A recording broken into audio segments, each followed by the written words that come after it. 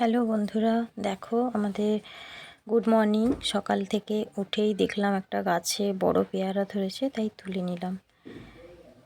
আর তোমাদের দাদাভাই বাজারে গেছিলো, এসেই মাছটা নিয়ে এসছে। তো চলো এটা কেটে নিই। এই যে মাছটা এই যে কাটতে বসবো এখন। বসে পড়েছি। দেখো এটা অনেকটাই বড়, তো এটা আঁশগুলো ছাড়াতে খুবই অসুবিধা হচ্ছে। তো চলো আগে কেটে নিই, কেটে তারপর আমি আঁশগুলো ছাড়িয়ে নেব। কোন দিক দিয়ে কাটবো বুঝতেই পারছি না। তো এত বড় মাছ আমি কাটি না, আমার মা কাটে।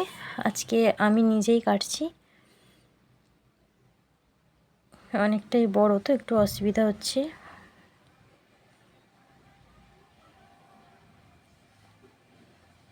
বারবার স্লিপ করে যাচ্ছে হাত থেকে।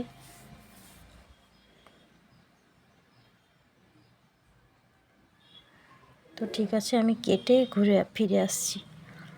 এই যে দেখো মাছের এতটা ডিম বেরিয়েছে, আর এই এতগুলো মাছ বেরিয়েছে।